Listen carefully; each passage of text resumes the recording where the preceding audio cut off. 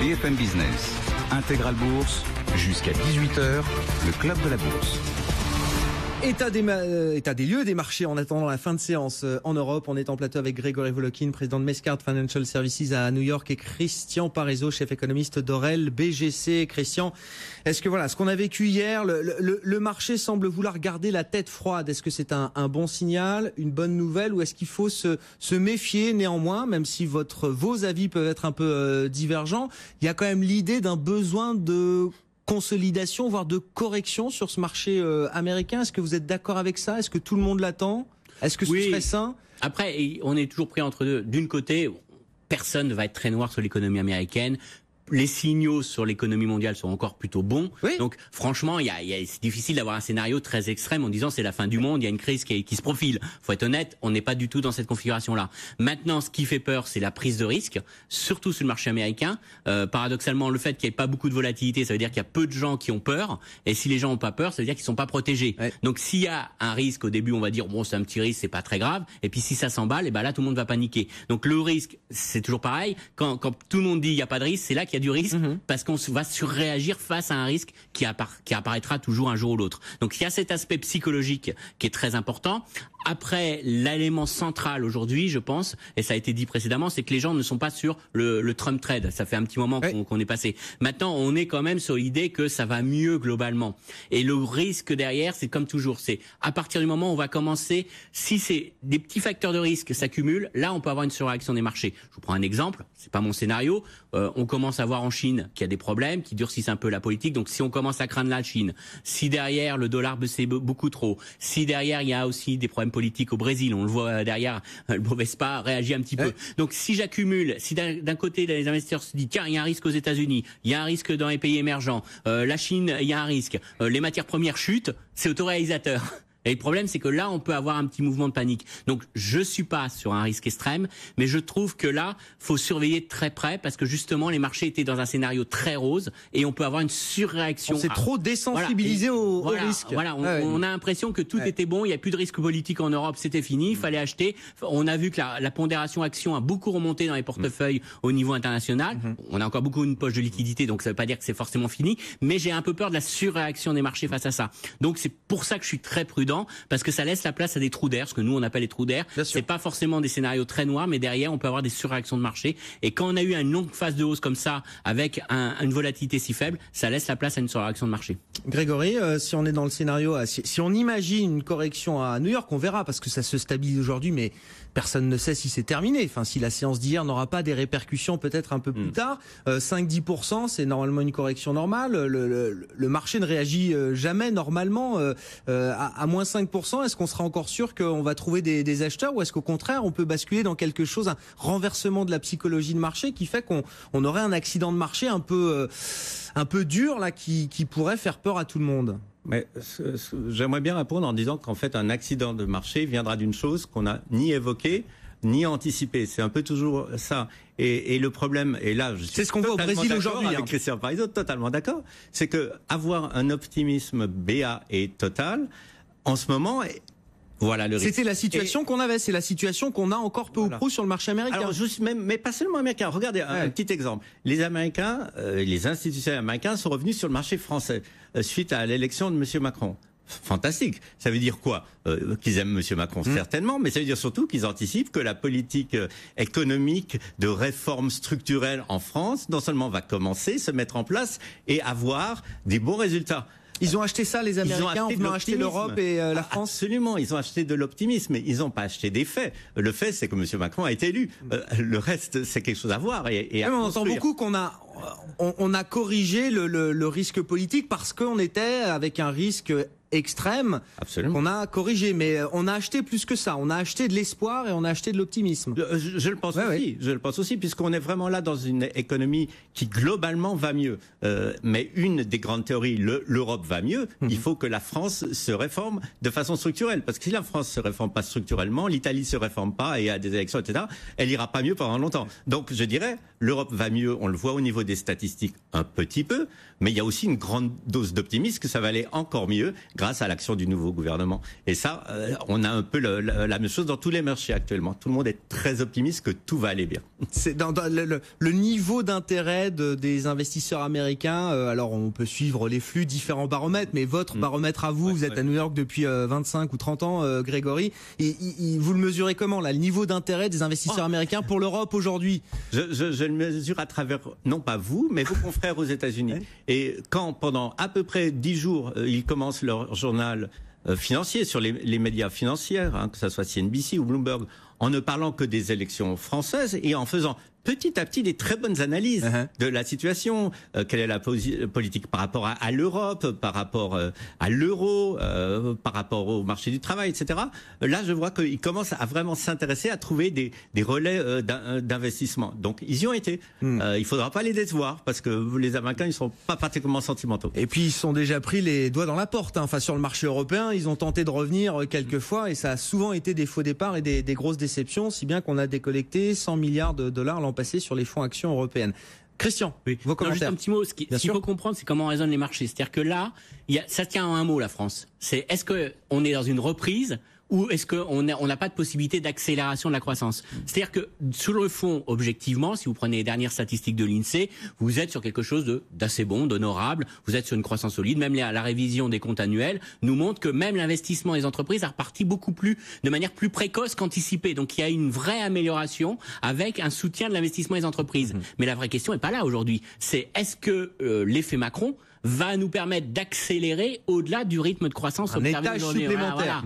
Et c'est là où je suis très dubitatif. C'est-à-dire que pour moi... On l'a acheté, ça, c'est ce qu'on a acheté moi, déjà. Moi, j'ai l'impression que les marchés ont acheté... Enfin, les investisseurs internationaux ont plutôt acheté une histoire d'amélioration, un effet Trump version française. Bien sûr. Mais toutes choses égales par ailleurs, et puis il faut remettre ça avec le rythme de croissance potentielle de l'économie française. Mais on a joué un effet d'accélération, et c'est là où je suis un peu sceptique parce que je pense que la reprise en France a débuté beaucoup plus précocement. Et ce que semblent nous donner les révisions statistiques de l'INSEE nous le montrent, c'est que la reprise finalement elle a eu lieu l'année dernière.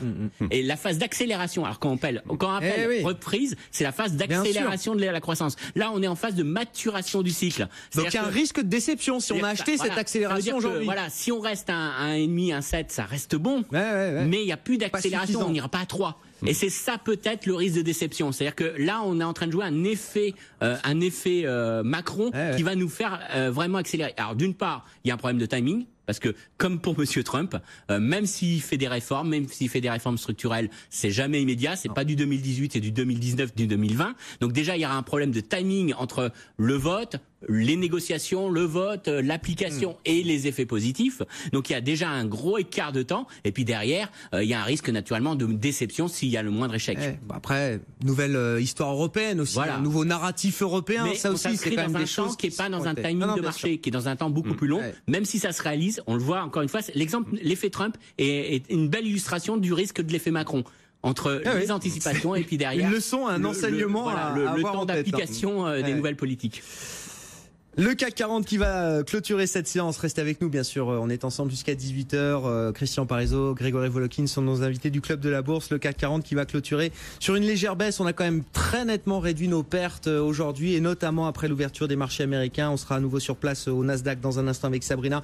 Des marchés américains qui rebondissent après le trou d'air un peu marqué d'hier. On a perdu 1,8% sur le S&P 500. On reprend 0,2, 0,3% sur le Dow Jones, sur le S&P 500 cet après-midi.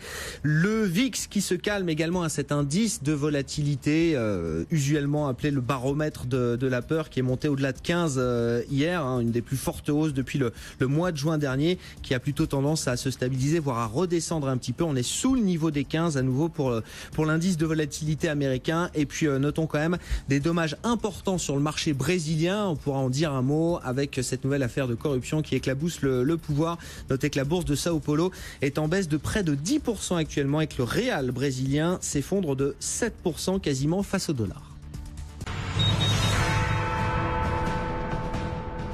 Fin de séance sur les marchés européens, le CAC 40 qui va céder quelques dizaines de points ce soir, mais on revient quand même d'une baisse un peu marquée. Alors on avait déjà une baisse marquée hier, moins 1,6% à Paris, dans le sillage du trou d'air qu'on a connu à Wall Street. On baissait de plus de 1% aujourd'hui au plus fort de la séance, et puis on s'est redressé au fur et à mesure d'ailleurs de l'évolution des marchés américains qui sont en hausse pour l'instant. On fera un point à nouveau dans quelques instants avec Sabrina.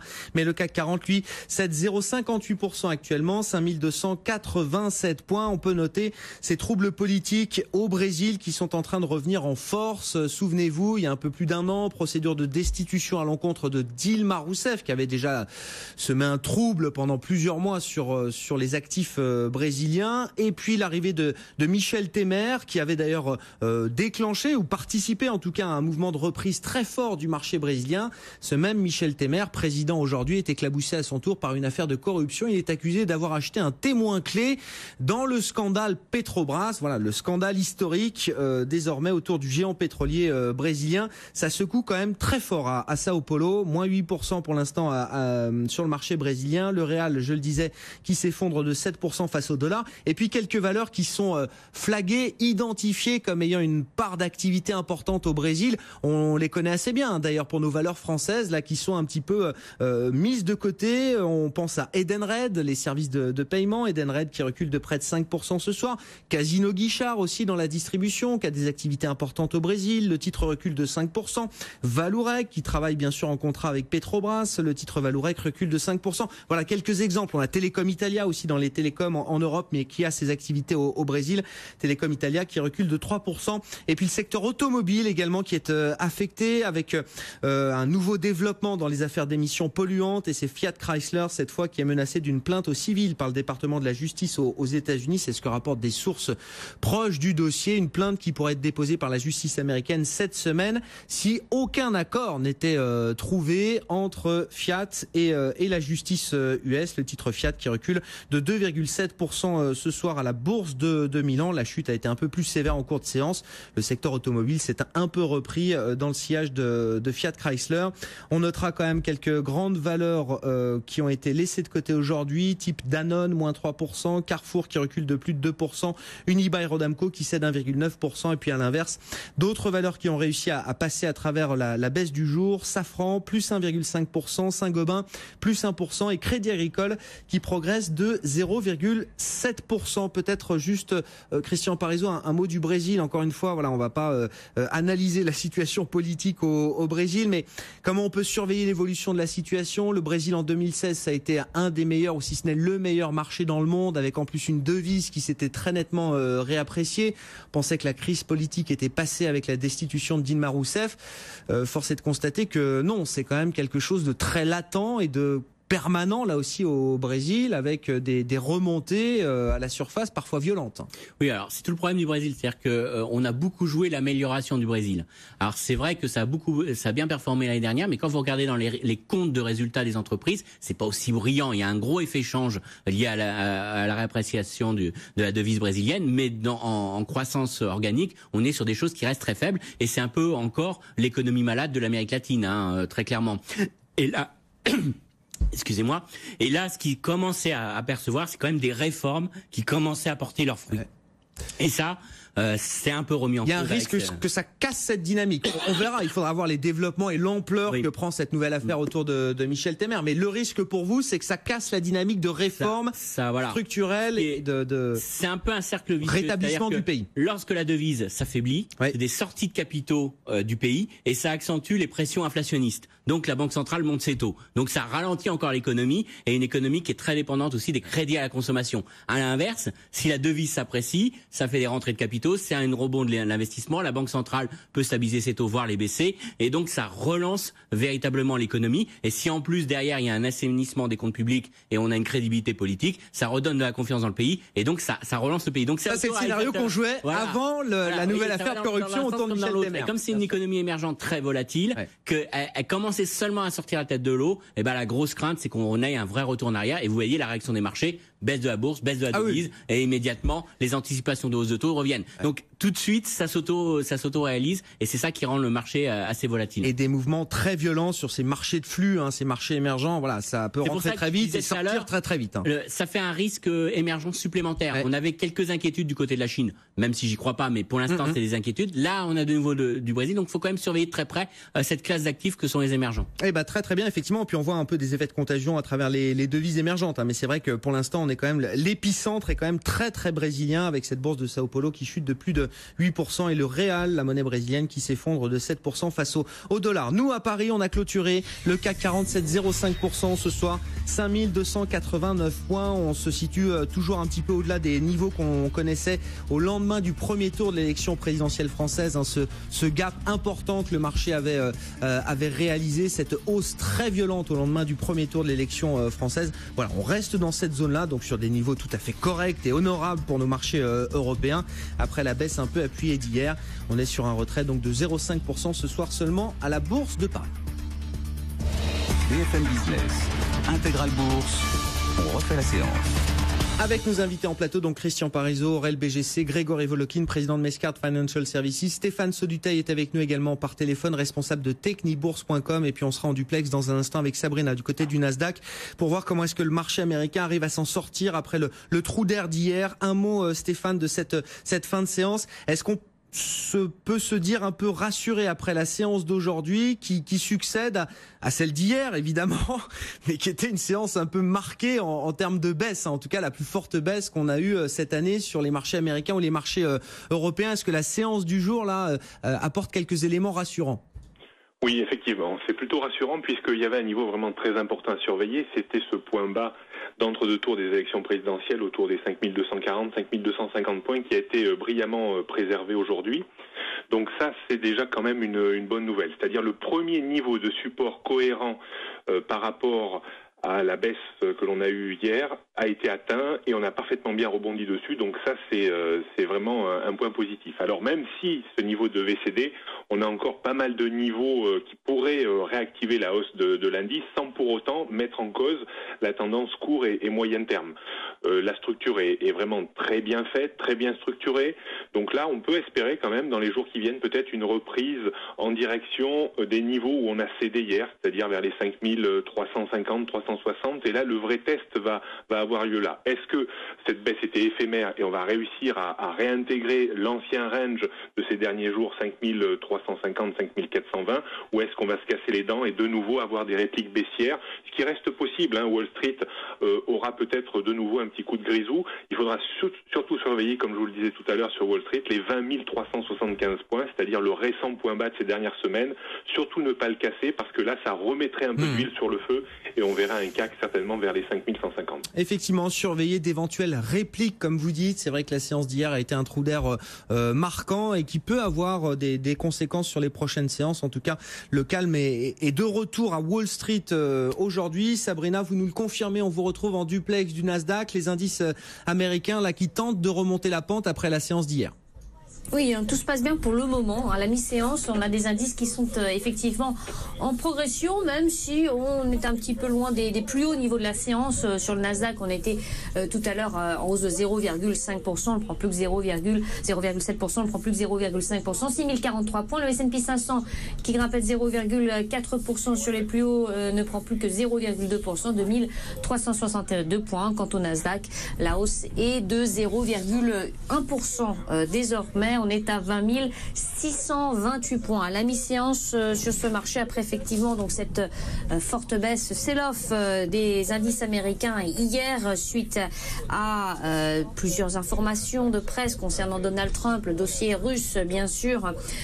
Aujourd'hui, on reprend un petit peu son souffle. On n'avait pas vu une telle baisse sur le S&P 500, sur l'indice Dow Jones. On répète, mais c'est important quand même depuis le mois de septembre et sur l'indice Nasdaq depuis le mois de juin, le Brexit dernier. Donc on se reprend avec les valeurs financières, notamment Goldman Sachs surtout, qui est en hausse, plus 0,4%, même si là encore la hausse s'affaiblit quelque peu à la mi-séance, avec quelques statistiques aujourd'hui. On regarde un œil sur les chiffres de l'emploi, les inscriptions hebdomadaires au chômage. Alors elles ont reculé de 4 000. On est toujours sous cette barre des 300 000. On a eu le Philly Fed qui est venu rassurer après la déception de l'Empire State. Le Philly Fed qui est ressorti à 38,8 sur le mois de mai, c'est nettement au-dessus de ce qui avait été enregistré sur le mois précédent. On a des résultats dans le secteur de la distribution. Walmart, là aussi, qui vient rassurer avec une hausse de ses ventes, un BPA qui est au-dessus des attentes. Le groupe profite notamment de ses efforts d'investissement dans le secteur de l'e-commerce, notamment pour concurrencer Amazon avec une forte baisse de ses prix. Le titre Walmart est en hausse. Vous avez Alibaba et puis Cisco à l'inverse. En revanche, là, c'est la déception du jour et c'est ça qui pèse aussi sur l'indice Dow Jones. On perd plus de 7% quand même avec des prévisions qui sont sous le consensus, Grégoire. Donc voilà pour cette séance. Ça s'essouffle un petit peu par rapport au plus haut niveau de la séance, mais on reste quand même sur une légère progression sur les 3 indices. Merci beaucoup Sabrina, on vous retrouvera tout à l'heure et jusqu'à la clôture, de l'ouverture à la clôture chaque jour, vous nous permettez de suivre les marchés américains en direct et en duplex depuis le Nasdaq à New York. Dernière information qui vient de tomber après clôture à Paris sur les marchés européens.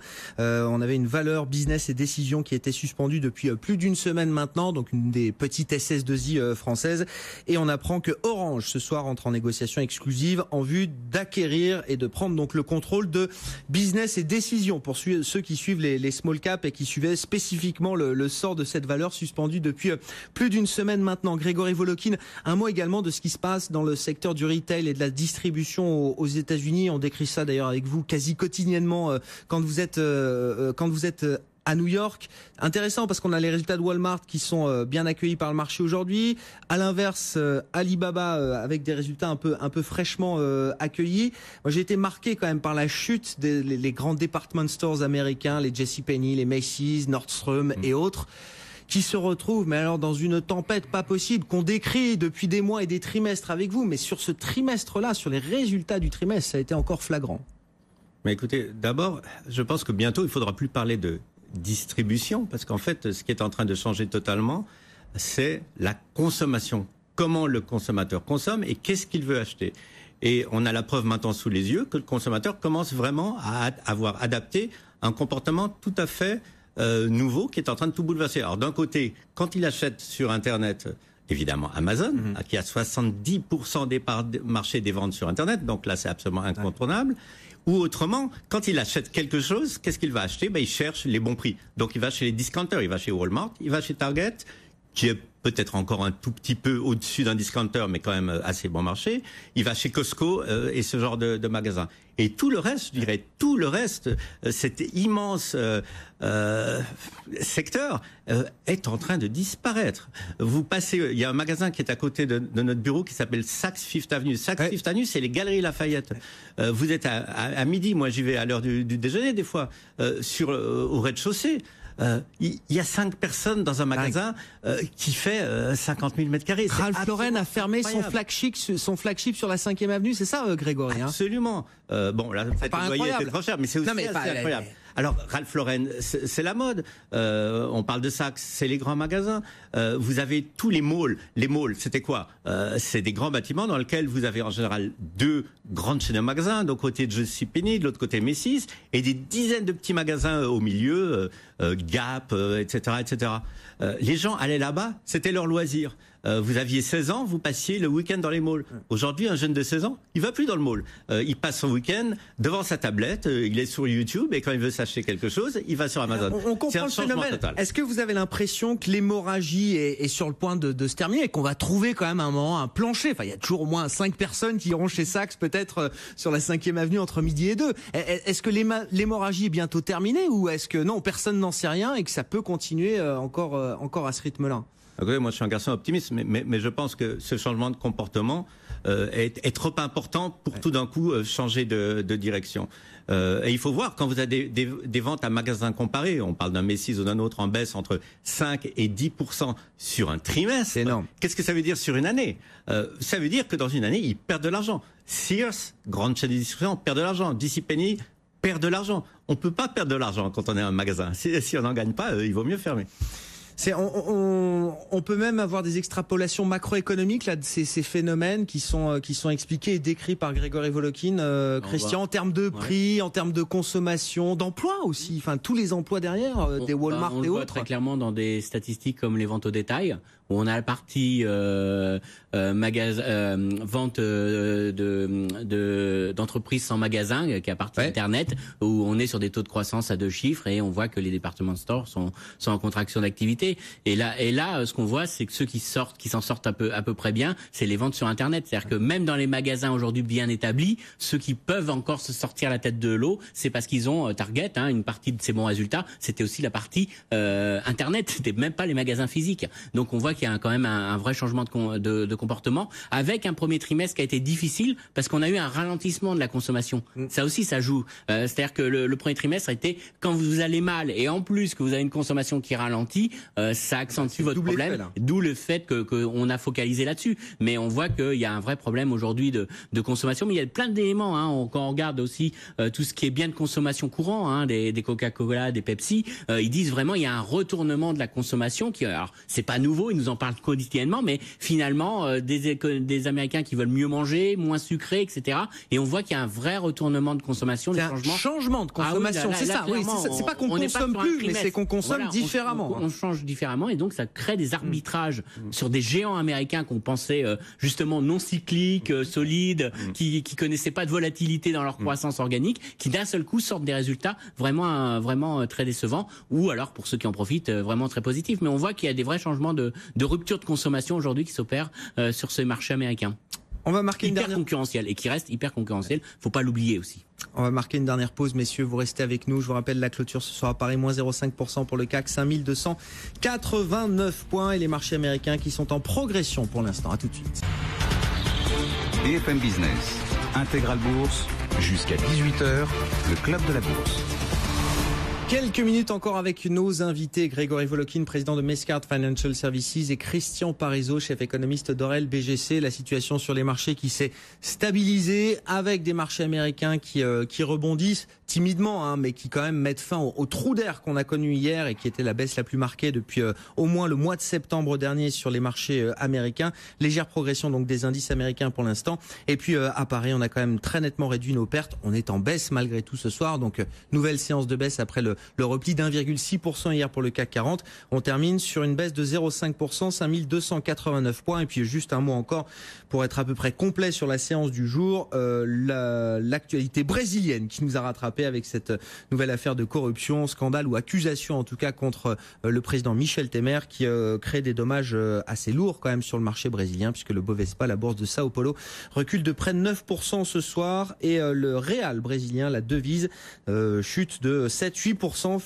face au dollar. Messieurs, votre liste de risques, mais j'entends par risque positif ou négatif, bien sûr, il y a des enquêtes régulières qui sont faites. Une dernière enquête, par exemple, de Bank of America montrait que le risque principal, jusqu'à encore quelques semaines, c'était le risque de désintégration de l'euro dans l'esprit des investisseurs. Et puis avec l'élection d'Emmanuel Macron, ce risque a très nettement reculé. Et par exemple, la Chine est redevenue risque numéro 1 dans la tête des investisseurs. Si vous deviez faire votre liste, et encore une fois j'insiste, des risques négatifs, mais pourquoi pas aussi des risques positifs, qu'est-ce que vous mettriez en tête, Christian ? Alors moi, je mets toujours en tête le risque politique et géopolitique. Alors, c'est pas une question de probabilité, c'est plus que ça a un tel impact sur les marchés aujourd'hui, et c'est ça qui peut véritablement faire corriger un marché. C'est-à-dire qu'aujourd'hui, on le voit bien, un risque Trump, un risque géopolitique avec la Corée du Nord, un problème avec la Russie, c'est vraiment ce risque-là qui reste au cœur. Alors c'est compliqué. C'est des risques de court terme, ou est-ce que pas forcément. Oui, c'est ça. C'est ça le problème, c'est que ça impacte en profondeur les scénarios de long terme. Le gros problème, c'est qu'on est face à des marchés qui aujourd'hui ne pressent aucun risque. Ouais.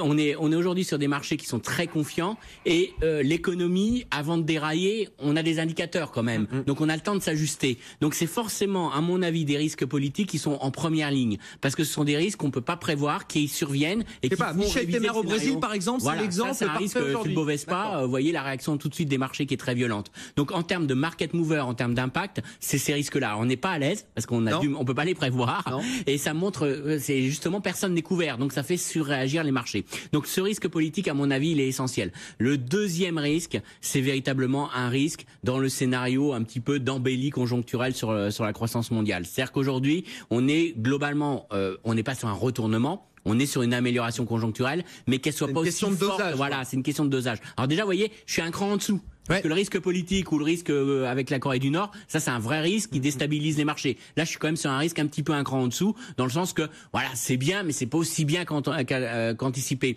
Et votre gros risque, c'est que dans l'amélioration et dans notre perception, il y avait un gros effet prix. Il y avait un effet amélioration, hausse des matières premières, effet Trump, changement politique, et que derrière, ça se dégonfle un petit peu, et qu'on se dise finalement, est-ce qu'il y a une grosse différence entre 2017 et 2016 ?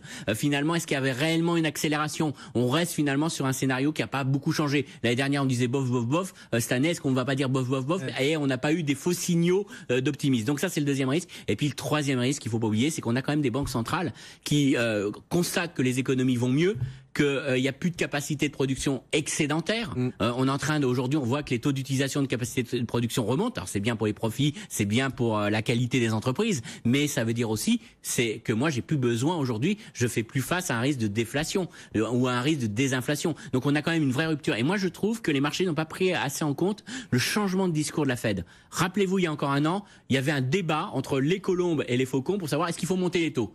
Là, vous regardez, il n'y en a plus aucun qui va pas un dernier qui a un peu changé, mais grosso modo, la majorité. C'est parfaitement parfait, c'est plus un sujet, voilà, le message est c'est la hausse des taux. Voilà, donc on est aujourd'hui intégré sur le fait qu'il faut normaliser la politique monétaire et on commence à parler de réduire la taille du bilan aux États-Unis et la BCE dit attention, on n'ira pas forcément au-delà de décembre. Donc on est quand même sur une vraie rupture de politique monétaire. C'est fini même le statu quo. On est en train de bien sûr, non, mais bon. Et ça, oui, mais derrière, ça veut dire quoi ? C'est que la Fed va durcir son taux tant qu'elle ne verra pas les taux longs remonter.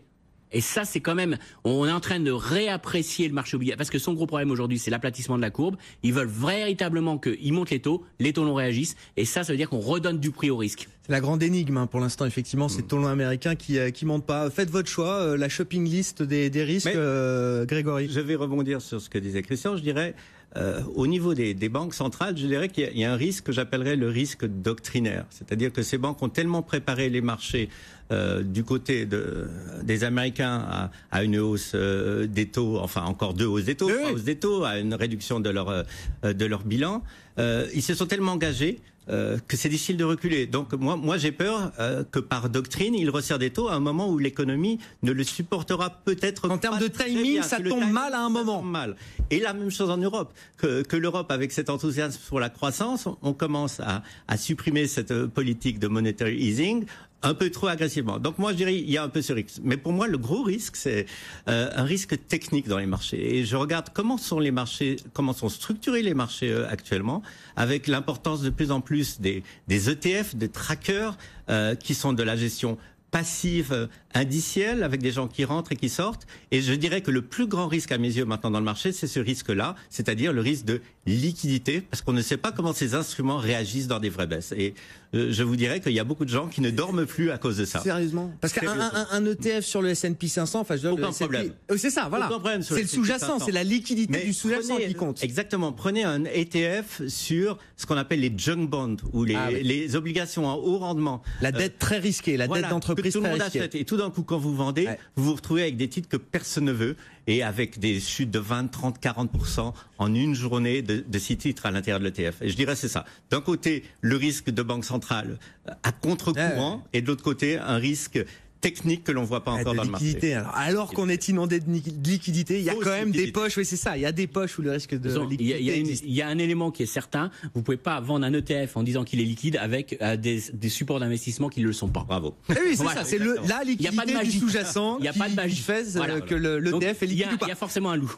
On arrête là le débat sur les ETF. Merci beaucoup, messieurs. Merci d'avoir été avec nous pendant cette heure. Grégory Volokin, président de Mescard Financial Services, et Christian Parizeau, chef économiste d'Orel BGC. Les marchés qui se sont repris aujourd'hui après la baisse d'hier, même si on termine sur un léger repli des indices en Europe. Le CAC 40, moins 0,5% ce soir, 5289 points. Bientôt 18h. Très bon début de soirée sur BFM Business. BFM Business, Intégral Bourse, jusqu'à 18h, la bourse en temps réel.